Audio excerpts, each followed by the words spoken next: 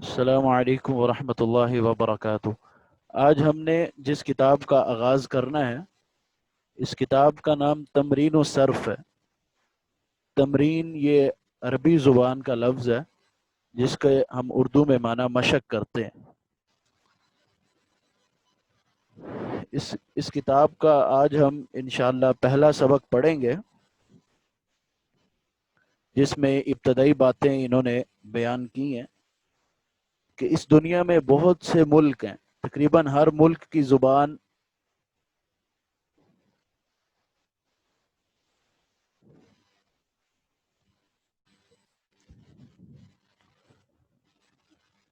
اس دنیا میں بہت سے ملک ہیں، تقریباً ہر ملک کی زبان دوسرے ملک سے مختلف ہے۔ کسی جگہ فارسی بولی جاتی ہے تو کسی جگہ ترکی، کہیں انگریزی بولتے ہیں تو کہیں ہندی، بلکہ بعض ملک تو ایسے بھی ہیں کہ ایک ہی ملک میں کئی کئی بولیاں بولی جاتی ہیں۔ ایک ہندوستان ہی کو لے لو، کیونکہ یہ جو مصنف ہیں وہ ہندوستان کے ہیں، تو انہوں نے کہا کہ ایک ہندوستان ہی کو لے لو، اردو زبان کے علاوہ۔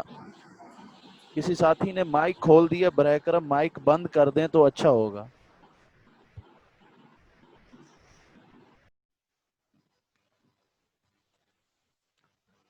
اردو زبان کے علاوہ لوگ طرح طرح کی بولیاں بولتے ہیں، یہ سب اللہ تعالیٰ کی قدرت کی نشانیاں ہیں۔ ان سب زبانوں کے علاوہ ایک زبان اور بھی ہے، اور بہت اعلیٰ اور بہت افضل ہے، اور وہی زبان جس میں قرآن مجید ہے، اور جس میں حضور اکرم صلی اللہ علیہ وسلم اور آپ کے صحابہ کرام رضی اللہ عنہم آپس میں باتیں فرمایا کرتے تھے، اور جو بہت ہی شیریں اور بہت وسیع ہے، اس کو عربی کہتے ہیں۔ اور ہمارا یہ زبان سیکھنے کا مقصد ہی یہی ہے کہ ہم عربی زبان کو سیکھ کر قرآن پاک کو سمجھ سکیں۔ کسی زبان کو سیکھنے کے لیے کچھ ذرائع ہوتے ہیں، ان میں سے ایک ذریعہ یہ ہے کہ ہم اس زبان کی گرامر کو اچھی طرح سمجھ لیں، جس سے ہم زبان سیکھ سکتے ہیں۔ اور زبان کسی دوسری زبان کو سیکھنے کا قدرتی طریقہ یہ ہے کہ سب سے پہلے اس زبان کو سنا جائے کہ وہ زبان بولی کس طرح جاتی ہے۔ دوسری بات کہ پھر اس زبان کو بولنے کی کوشش کی جائے، پہلے سنا جائے، پھر بولنے کی کوشش کی جائے، اور پھر اس کو لکھ کر لکھا جائے کہ اس زبان کے لکھنے کا انداز کیا ہے۔ یعنی زبان کے سیکھنے کا قدرتی طریقہ یہی ہے کہ زبان کو سن کے سیکھا جائے، کیونکہ ایک بچہ جب پیدا ہوتا ہے تو وہ 2.5 سال، 1.5 سال، 2.5 سال وہ صرف اور صرف اپنے والدین سے، اپنے ارد گرد ماحول سے جہاں وہ رہ رہا ہوتا ہے، اپنی دادی سے یا دادا سے یا اس کے جو بھی رشتہ دار اس کے گھر میں موجود ہوتے ہیں، وہ سب سے پہلے ان کو دیکھتا ہے کہ وہ کس طرح بولتے ہیں۔ بچہ سب سے پہلے یہی دیکھتا ہے کہ زبان یہ بول کس طرح رہے ہیں۔ اس کے بعد وہ بولنے کی پریکٹس شروع کرتا ہے، اور پھر ایک وقت آتا ہے کہ وہ صحیح انداز سے اس زبان کو بول سکتا ہے۔ اور بعد میں زبان بولنے کے بعد وہ جب اچھی عمر کو پہنچ جاتا ہے تو اس کو ساری پہچان ہو جاتی ہے، اور پھر وہ اس زبان کو لکھ بھی سکتا ہے۔ عربی آج کل دنیا کی بہت بڑی اور بہت اہم زبان ہے۔ عرب تو خیر اس کا وطن ہی ہے، لیکن اس کے علاوہ مصر، شام، فلسطین، عراق اور خدا معلوم کہاں کہاں صرف عربی ہی بولی جاتی ہے، عربی ہی لکھی جاتی ہے۔ اسی میں اخبار اور رسائل نکلتے ہیں، اسی میں دنیا کے سب لکھنے پڑھنے کے کام کیے جاتے ہیں۔ بہرحال ہم مسلمانوں کے لیے تو عربی زبان اس لیے اہم اور ضروری ہے کہ اس میں قرآن مجید ہے، اور اس میں حضور اکرم صلی اللہ علیہ وسلم کی باتیں ہیں۔ اس کے بغیر نہ تو ہم قرآن سمجھ سکتے ہیں، نہ حدیث شریف۔ یہ کس قدر افسوس اور نقصان کی بات ہے کہ ہم عربی نہ سیکھیں۔ हर नई जुबान इब्तदाअन मुश्किल मालूम होती है, थोड़ी ही मेहनत के बाद अल्लाह ताला आसान फरमा देता है। फिर जिस कदर मेहनत की जाती है, आसानियां बढ़ती जाती हैं। हमें खूब मेहनत और ज़ौक़ शौक़ से अरबी ज़ुबान सीखना चाहिए कि ये एक बड़ी नेमत है। इसके बाद मुसन्निफ अपने सबक का आगाज़ करते हैं। कहते हैं, जब हम कोई बात कहते हैं तो उसमें कई लफ्ज़ होते हैं। कभी वो लफ्ज़ ज़्यादा और कभी कम होते हैं।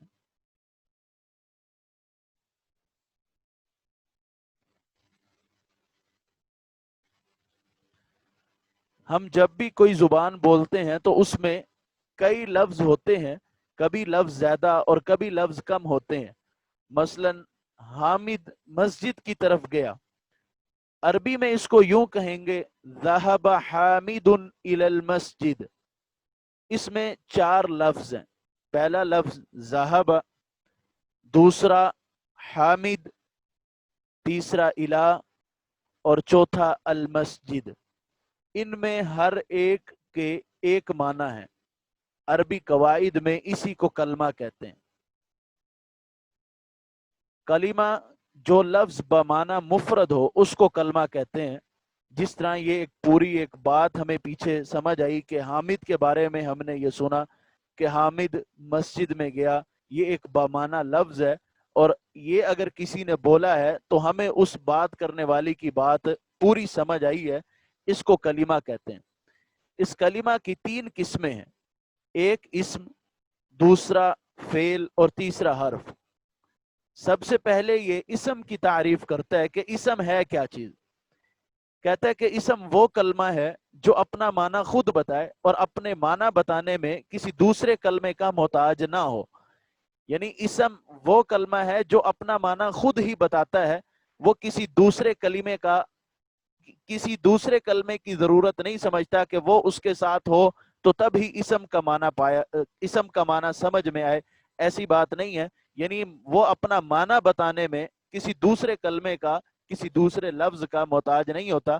और तीनों जमानों, माजी, हाल और मुस्तकबिल, माजी पास्ट, हाल मौजूदा यानी जिसे हम प्रेजेंट भी बोलते हैं, और मुस्तकबिल यानी फ्यूचर, यानी ये तीनों जमानों में से उसमें कोई भी जमाना ना पाया जाए।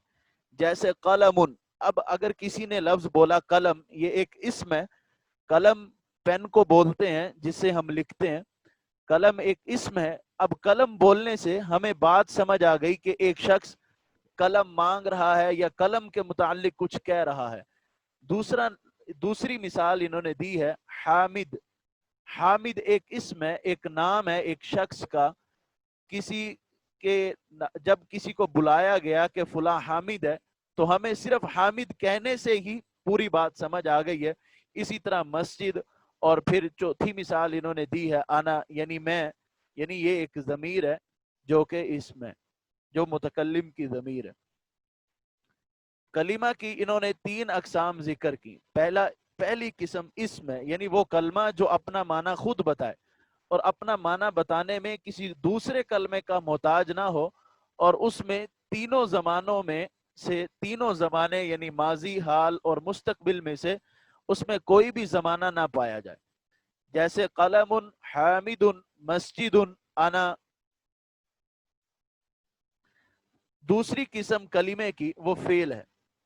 फेल वो कलीमा है जिससे किसी काम का करना या होना समझा जाए और तीनों जमानों में से कोई जमाना उसमें पाया जाए। पहली बात इसम में यह थी कि तीनों जमानों में से उसमें कोई भी जमाना ना पाया जाए, और फेल के अंदर तीनों जमानों में से कोई जमाना पाया जाए। फेल वो कलमा है जिससे किसी काम का करना या होना समझा जाए, यानी कोई किसी काम का करना या होना समझा जाए और तीनों जमानों में से कोई जमाना उसमें ना पाया जाए। जैसे फ़अला, इसके माने है उसने किया, यानी इसके अंदर हमें समझ आ रही है कि कोई एक गायब में या माजी में कोई एक आदमी था, उसने कोई काम किया, गुजरे हुए जमाने में उस आदमी ने कोई काम किया। अब इसके अंदर हमें ایک زمانہ پایا گیا ہے، وہ زمانہ کون سا ہے؟ وہ ماضی کا زمانہ ہے، یعنی پاسٹ، یعنی فعل بولنے سے یہ ہمیں یہ سمجھا گیا کہ ماضی کے اندر کسی بندے نے کوئی کام کیا۔ دوسری مثال فعل کی انہوں نے ذہبہ دی ہے، وہ گیا، یعنی گزرے ہوئے زمانے میں یا کچھ پل پہلے یا کافی ٹائم پہلے کوئی آدمی کہیں گیا، اب اس کے اندر ایک زمانہ پایا گیا ہے، تو یہ فعل کی مثال ہے۔ فعل کی تعریف ایک مرتبہ پھر سن لیں۔ فعل وہ کلمہ ہے جس سے کسی کام کا کرنا یا ہونا سمجھا جائے، اور تینوں زمانوں میں سے اس میں کوئی زمانہ پایا جائے، جیسے فعل، ذہب۔ کلمہ کی تیسری قسم حرف ہے، اور حرف وہ کلمہ ہے جس کے معنی اسم یا فعل کے ساتھ ملے بغیر سمجھ میں نہ آئے۔ اسم یہ تھا کہ اسم اپنا معنی خود بتاتا ہے، اسی طرح فعل بھی اپنا معنی خود بتاتا ہے، لیکن اسم اور فعل میں فرق یہ ہے کہ اسم میں کوئی زمانہ نہیں پایا جاتا اور فعل میں زمانہ پایا جاتا ہے۔ اور حرف یہ ہے کہ حرف اپنا معنی کسی کلمے کے ساتھ ملے بغیر نہیں بتا سکتا۔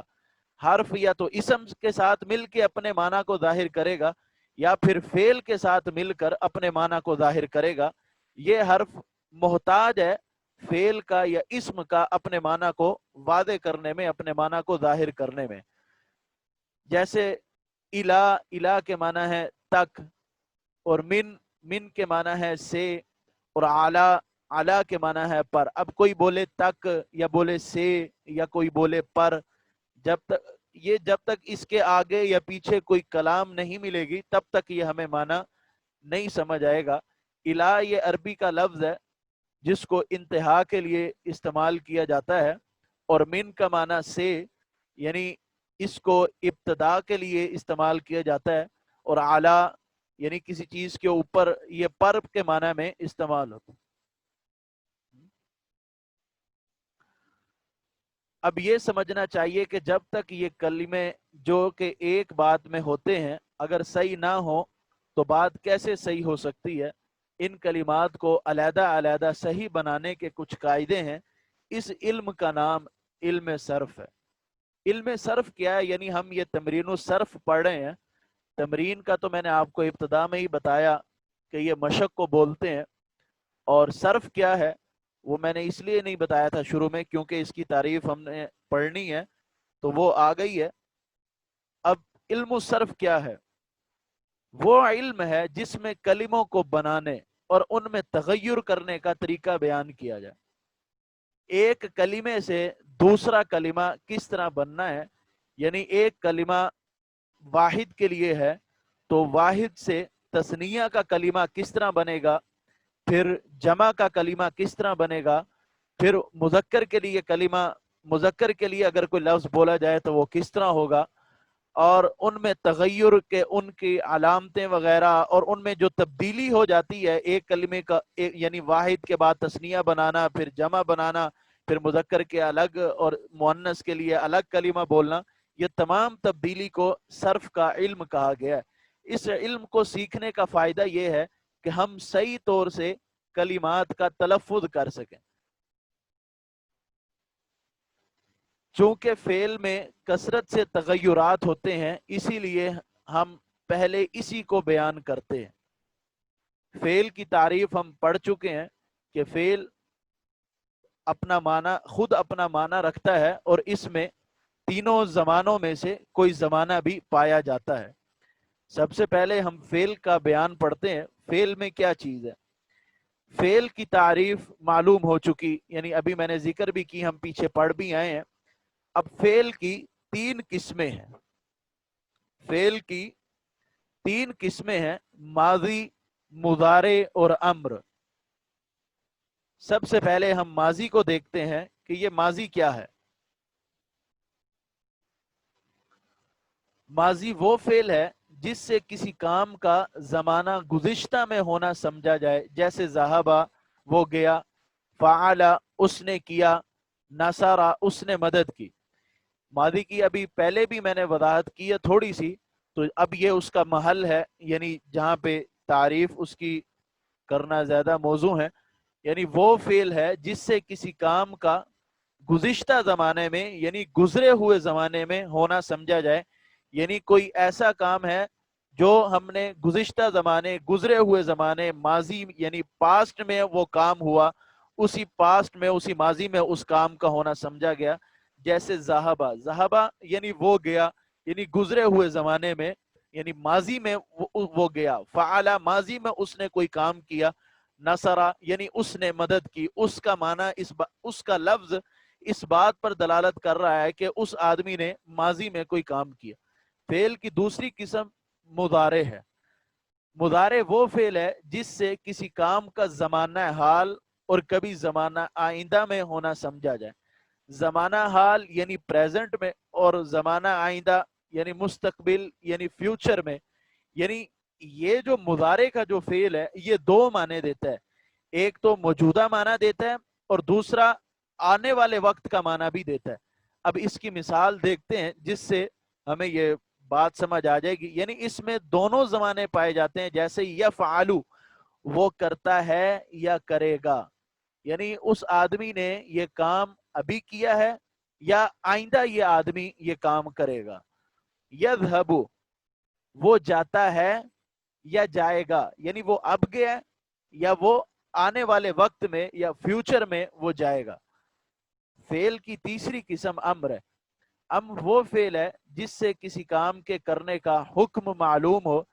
जैसे इज़हब, तू जा, इफ़अल, तू कर।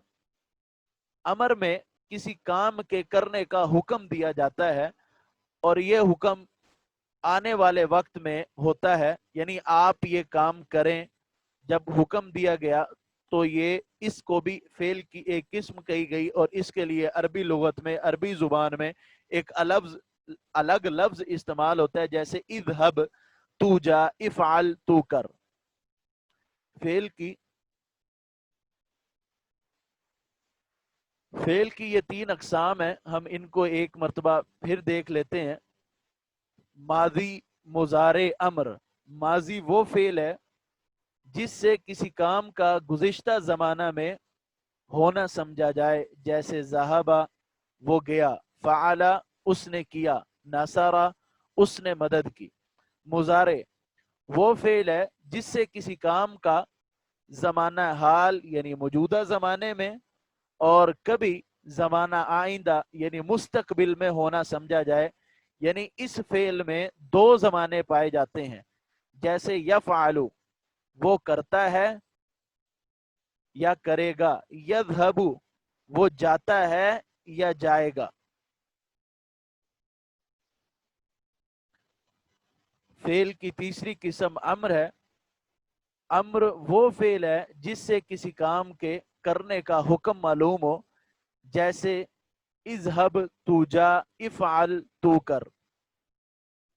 मेरे ख्याल से आज इब्तदाई सबक है तो इतना ही कुछ काफ़ी रहेगा।